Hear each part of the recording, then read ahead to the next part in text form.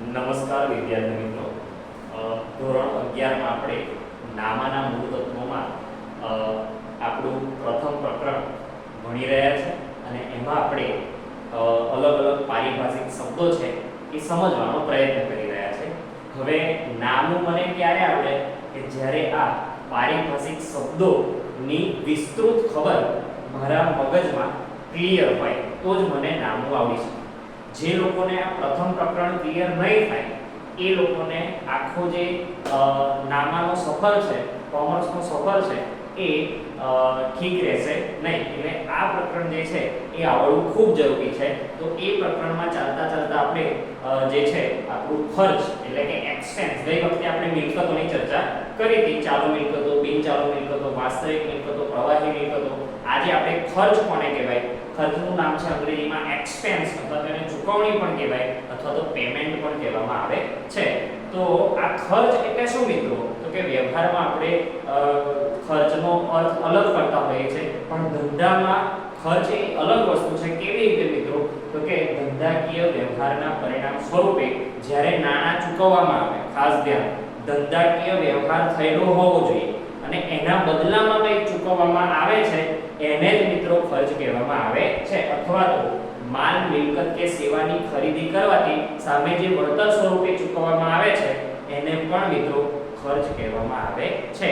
હવે આ ચૂકવવાના આધારે ખર્ચના કેટલા પ્રકાર છે?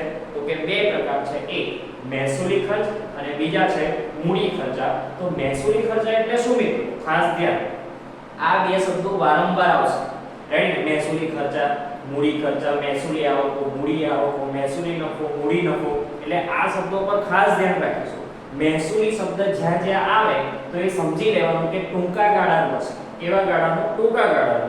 અને મૂડી ખર્ચ અથવા તો મૂડી શબ્દ જ્યાં આવે તો એ લાંબા ગાળા માટે હશે. ખાસ તો મહેસૂલી ખર્ચ એટલે શું? તો કે ધંધો ચલાવવા માટે રોજ બરોજ જે ખર્ચા કરવા પડે છે એને મહેસૂલી ખર્ચા કહેવામાં આવે છે.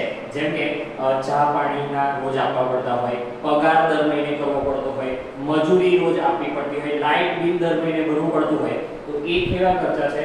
મહેસૂલી ખર્ચા છે. ત્યારબાદ આવા ખર્ચનો લાભ ધંધાને 1 વર્ષ કે તેથી ઓછા સમયગાળા માટે મળતો હોય છે. 5 વર્ષે કે 10 વર્ષ સુધી આવા ખર્ચનો લાભ મળી શકતો નથી. જેમ કે દુકાન ભાડું છે, મજૂરી છે, પગાર છે વગેરે બાબતો એમાં આવી શકે છે. ત્યારબાદ મૂડી ખર્ચ.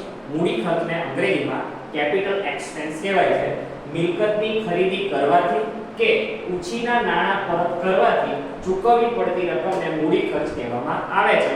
અને આવા ખર્ચનો લાભ ધંધાને 1 વર્ષ કરતાં વધારે સમય માટે મળતો હોય છે. સમજી લેજો મિત્રો, આપણે ધંધા માટે જમીન ખરીદી છે દુકાન બાંધવા, તો એ જમીન કઈ રોજ નહીં ખરીદવાની, એક જ વાર ખરીદવાની છે. દુકાન એક જ વાર બનાવવાની છે.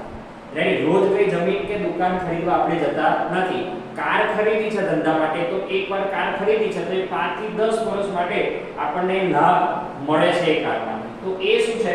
મૂડી ખર્ચા છે. રેડી? એટલે મકાન છે, યંત્રો છે, લોનની ચૂકવણી. લોન પણ આપણે જ્યારે લઈએ છીએ, અહીંયા કીધું છે કે ઉછીના નાણાં પરત કરવા છે. તો ઉછીના નાણાં કોઈકની જોડેથી લઈએ છે મોટા પાયે, 5 લાખ રૂપિયા, 10 લાખ રૂપિયા, તો એ જે પૈસા છે એ તૈયારીમાં ચૂકવી દેવાના હોતા નથી. રેડી? વર્ષે, 2 વર્ષે, 3 વર્ષે કે 5 વર્ષ સુધી ચૂકવવાના હોય છે. તો એનો લાભ આપણને લાંબા સમયગાળા માટે મળતો હોય છે. તો આને જે છે એ મૂડી ખર્ચા કહેવામાં આવે છે. અગાઉ હજુ એક ખ્યાલ રહી ગયો છે, ખર્ચેલી રકમ. તો એ હવે જોવાના છે. હવે